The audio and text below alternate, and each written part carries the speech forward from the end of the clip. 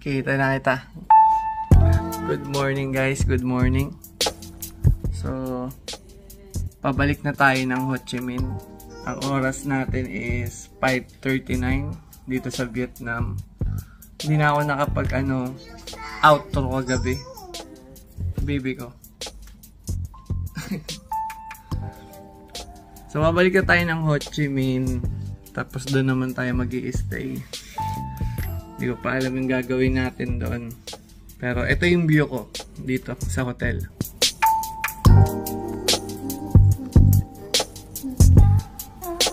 Bye, Danang. Bye, beach.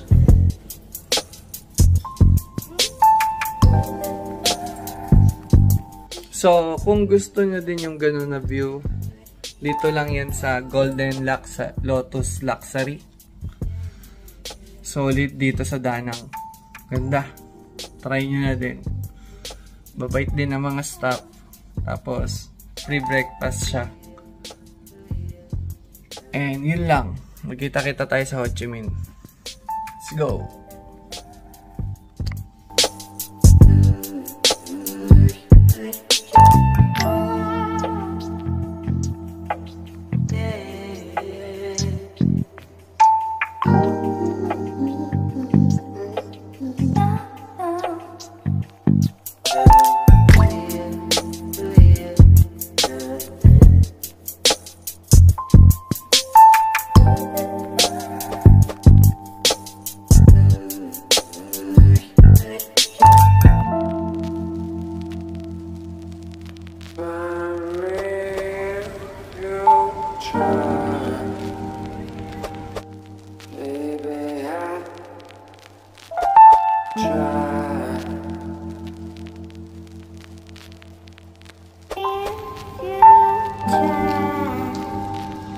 Alam mo ba, girl?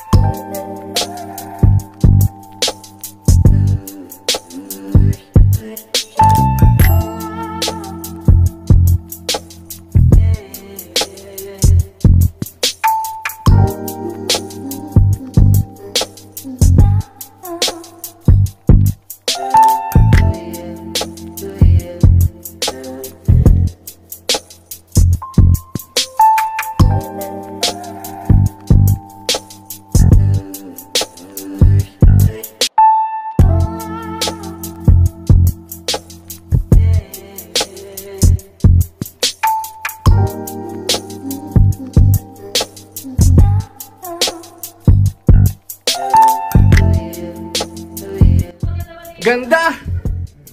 Sulit! So, nandito na nga kami, guys.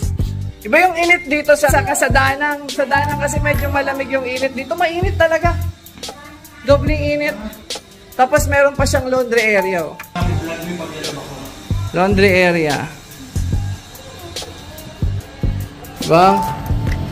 Solid gar. Solid gar. Solid dito. Up. Let's go, let's go. Mag-ikot tayo mamaya sa baba. Pero parang lang naman siya eh. Pinas din. Pero mas malulupit yung mga motor dito, gar. Ang malulupit magtadyahan. Pati yung mga four wheels. Buksan nga natin ito. Paano mo buksan ito? Wag. Alam mo ba, gar? Sila.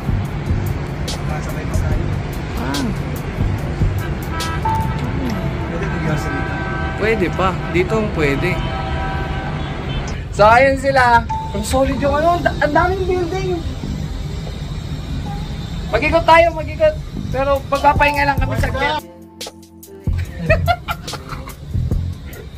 Magpapahinga lang tayo saglit. Tapos, bahala na. Kung saan tayo abutin. Enjoyin natin tong araw na to. Panguta! Wala talaga makakarinig sa'yo dito kahit anong sigaw mo. Dito. Yung mga ano, first time. Magpagpagdya mo lang. First time.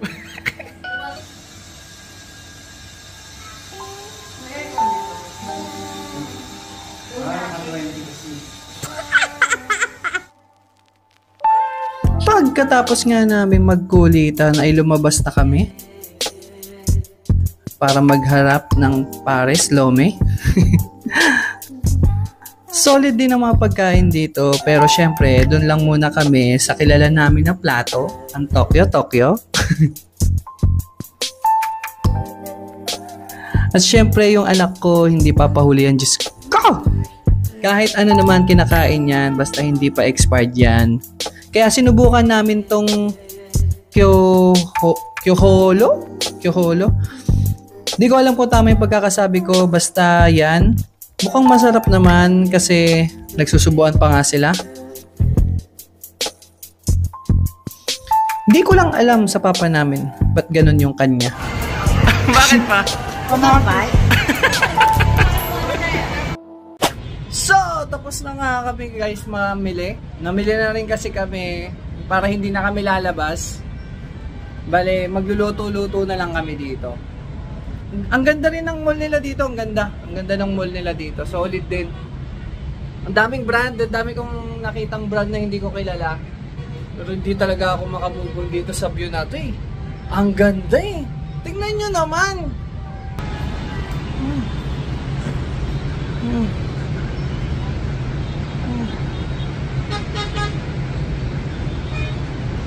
Dito sa baba oh. Tignan nyo sa baba guys, tignan nyo. Para mga langgam. Di ba? Solid. Pero ngayon, i-enjoy namin yung view. Tapos, medyo mag-happy-happy kami ng konti. So, samahan nyo kami. Tara.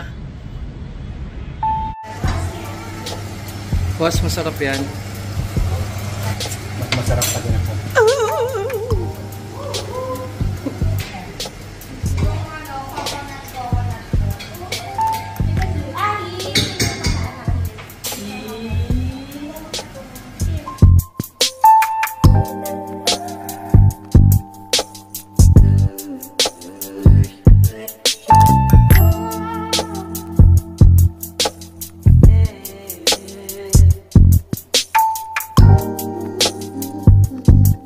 Do you like it here?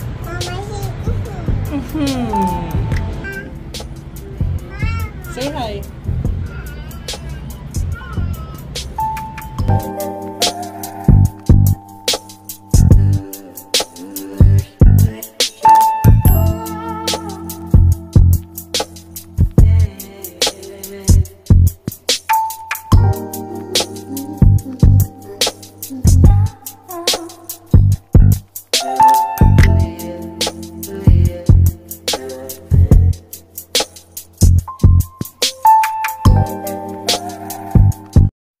Good morning guys! So hindi na nga ako nakapagbabay kagabi dahil sobrang na-enjoy namin yung gabi.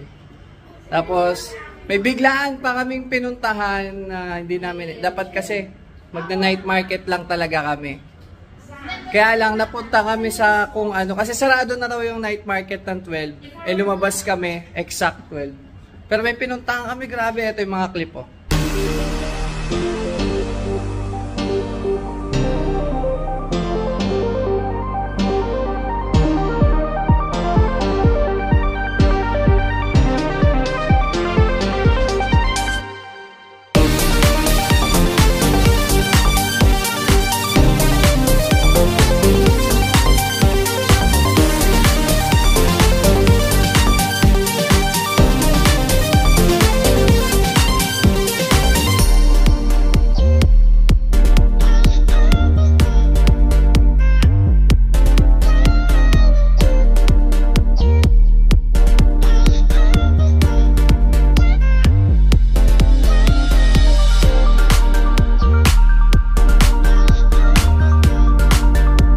Kita nyo?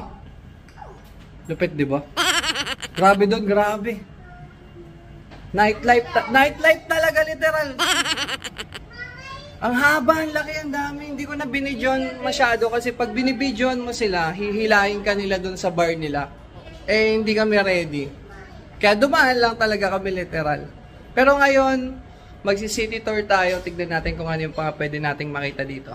Let's go? Let's go.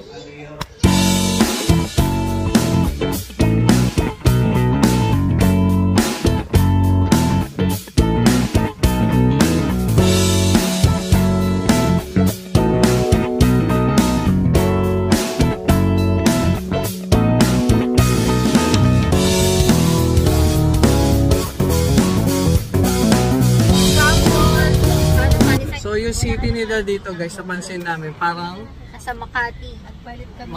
Makati lang din. Business area. Ganda. Puro building, maraming kainan, ganun. Ayos lang, ang saya. Mall area siya eh. Lahat mga luxury. Naghati-hati. Let's go. Ikot pa tayo.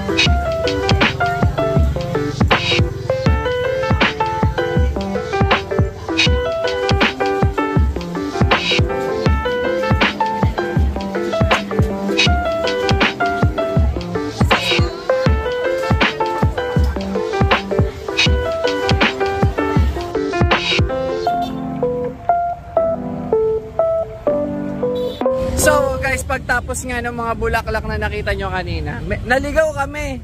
Ilang beses kami naligaw. 3 times kaming nag-grab. Oo, 3 times kami nag-grab. Dito lang nakakita. Pero meron na kami ngayon napuntahan. At eto yun, tignan nyo.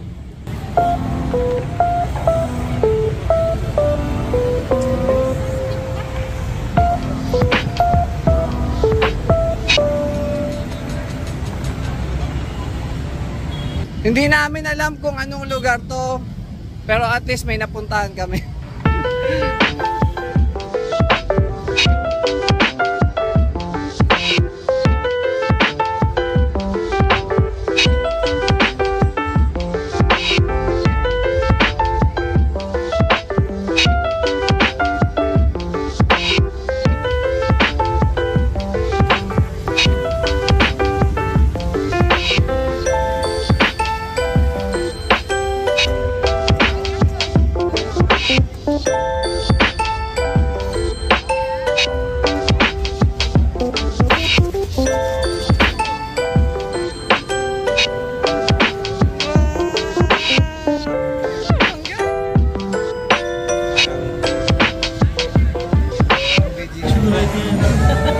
Madami to yung face.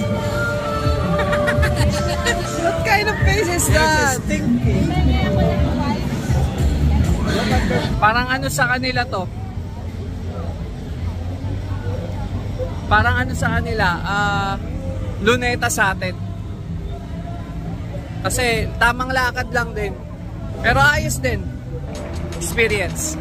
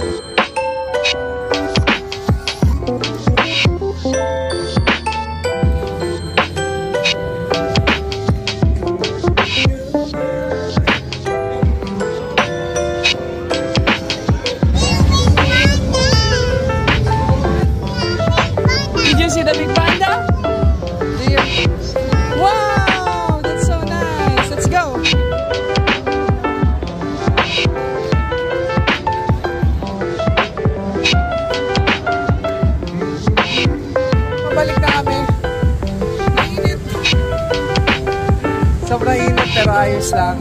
Kita-kita bukas. Traffic pa ba? Oh, walang traffic ah. Oras na 3:34. So, last day na nga namin to guys dito sa Vietnam. Dito kami sa Ho Chi Minh. So, ilang araw tayo dito na? 7 days overall dito sa Vietnam. So, yung experience solid sa solid. Experience talaga. Ibang-iba syempre sa Pinas. So, hindi na ako masyado nag-vlog itong araw na to. Hapon na ngayon eh. Hindi na ako masyado nag-vlog. Syempre, sinulit ko na lang din yung araw. Kasi minsan pag nag-vlog ka, hindi mo masyado. Hindi ko sinasabing hindi ko na-enjoy ah.